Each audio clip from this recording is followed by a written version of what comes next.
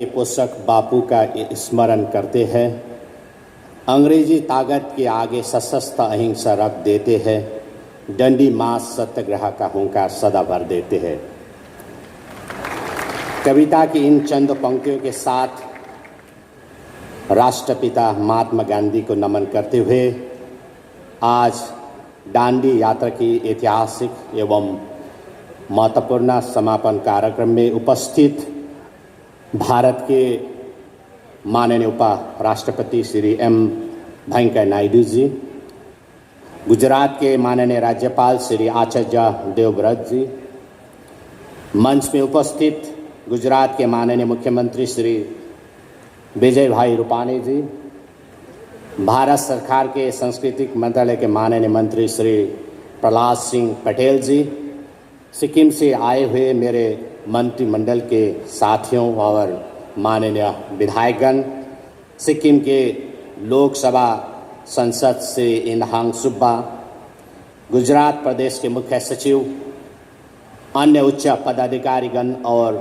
साबरमती आश्रम के संरक्षणगण, दांडी यात्रियों में भाग लेने के लिए देश के विभिन्न राज्यों से आए हुए देशभक्त सहयात्रीगण, सिक्किम से आए हुए विद्यार्थी, सांस्कृतिक टोली और प्रेस और मीडिया के सभी मित्रों लगायत आयोजकगण,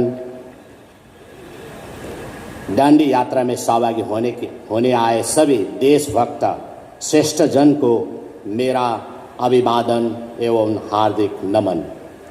देश के माननीय प्रधानमंत्री श्री नरेंद्र मोदी जी के मार्गदर्शन में दांडी यात्रा का शुभारंभ 12 मार्च 2021 को साबरमती आश्रम से दांडी तक का पथ यात्रा का आयोजन किया गया है। मुझे इस ऐतिहासिक कार्यक्रम में सहभागी होने का अवसर मिला, जो मेरे लिए अति गर्व की बात है। मैं अपने आप को खुश नसीब महसूस कर रहा हूँ। अहिंसा मानव के लिए सबसे बड़ी ताकत है। यही आदमी द्वारा तैयार विनाश के ताकतवर हथियार को अधिक शक्तिशाली है। गांधी जी के इन्हीं अमूल्य वचनों के साथ मैं दांडी की पावन भूमि में अपनी अभिव्यक्ति प्रकट करता हूँ। इस ऐतिहासिक नमक सत्याग्रह में गांधी जी समेत बहुत लोगों की सहभागिता थी, जहाँ इन लोगों ने साबरमती आश्रम से समुद्र तट गांव दांडी तक 386 किलोमीटर की पैदल यात्रा की थी। सत्याग्रह आश्रम की स्थापना सन 1915 में अहमदाबाद में हुई थी। इस आश्रम के द्वारा जनता के आर्थिक स्थिति सुधारने और अहिंसात्मक असहयोग या सत्याग्रह के द्वारा जनता में स्वातंत्र की भावना जागृत करने के प्रयोग किए गए। दांडी मार्च आंदोलन आज भी हमें अन्याय और अत्याचार के खिलाफ लड़ने का हौसला और शक्ति प्रदान करता है, जो प्रजातंत्र की आधारशिला है।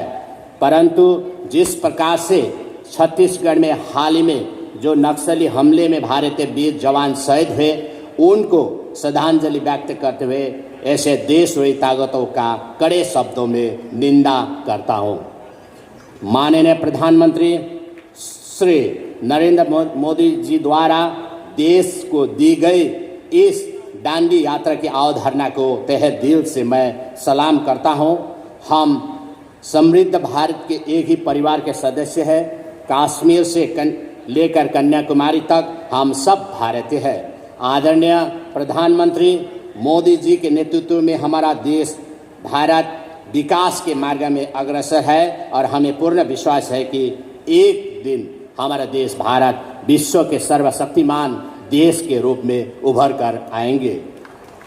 शक्ति शारीरिक क्षमता से नहीं आती है, यहाँ एक अदम्य इच्छा शक्ति से आती है। गांधी जी के उक्त कथन को साकार करते हुए प्रधानमंत्री जी ने वोकल फॉर लोकल का जो मंत्र दिया है, उसे देश को आत्मनिर्भर बनाने के लिए एक नई आयाम की शुरुआत हुई है, जिसे प्रधानमंत्री जी का आत्मनिर्भर भारत की दिशा में देश को आगे बढ़ने में मदद मिली है।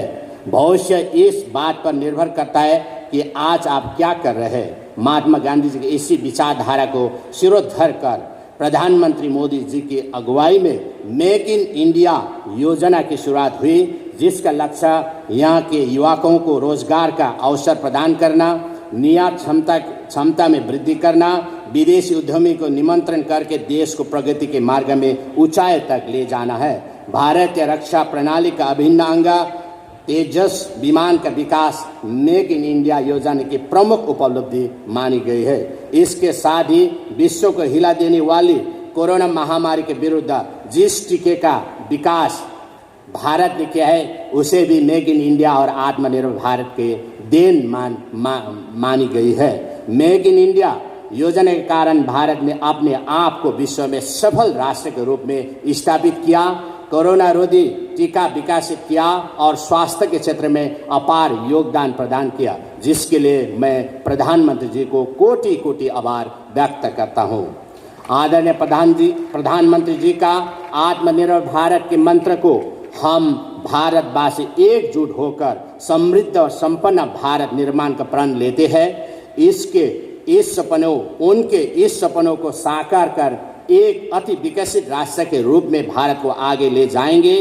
देश की अखंडता, स्वप्रभुता और आत्मनिर्भरता यह हमारे जीवन का लक्ष्य होना चाहिए और इसके लिए जीवन समर्पित होना चाहिए।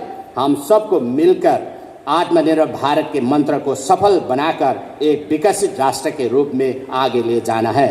हिमालय की गोद में बसे सुंदर एवं शांत सिक्किम के लोग महात्मा गांधी जी के पद चिन्ह पर चलने वाले लोग हैं। गांधी जी के प्रमुख दर्शन में से मुख्य रहे पंचायती राज और स्वच्छता को सिक्किम के लोगों ने हृदय से ही अंगीकार किया है। स्वच्छता के प्रति सिक्किम के लोग जितने संवेदनशील हैं उतने ही दिल के भी स्वच्छ है। गांधी जी के सपने को साकार करने के लिए सिक्किम वासी सदैव अग्रसर रहे हैं और अहिंसा, प्रेम, भाईचारा तथा आत्मिक संबंध में सदा विश्वास रखते हैं। सन 1975 में सिक्किम भारत का 22वें राज्य के रूप में एक अभिन्न अंग बना और उसके बाद सिक्किम वासियों में देश प्रेम और राष्ट्रीय भावना कूट कूट कर भरी है। देश के प्रति राष्ट्रीय एकता, अखंडता तथा राष्ट्रीय गौरव में गहरा विश्वास है। हमारा देश भारत सिक्किम वासियों का आन बान और शान है। यहाँ उनकी पहचान और स्वाभिमान है। जिस प्रकार दांडी भूमि देश के पावन भूमि के रूप में जाना जाता है, उसी प्रकार सिक्किम ने भी जैविक खेती और स्वच्छता के क्षेत्र में काफ़ी प्रगति की है। यहाँ भारत का पहला जैविक राज्य है।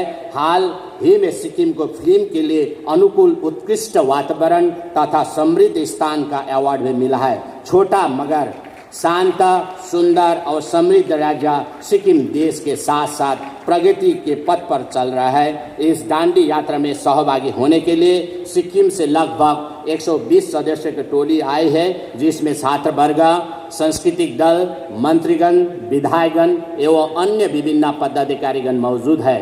रघुपति राघव राजाराम पतिता पावन सीताराम को मूल मंत्र बनाकर चलने वाले साबरमती के संत महात्मा गांधी जी ने बिना अस्त्र शस्त्र से हमें आज़ादी दी है।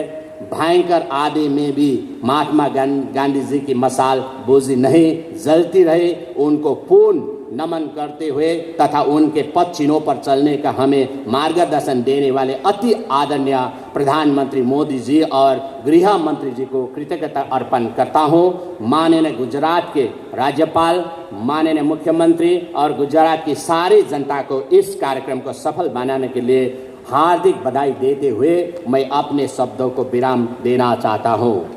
भारत माता की, भारत माता की, भारत माता की। जय हिंद, जय गुजरात, जय सिक्किम। धन्यवाद। बहुत धन्यवाद।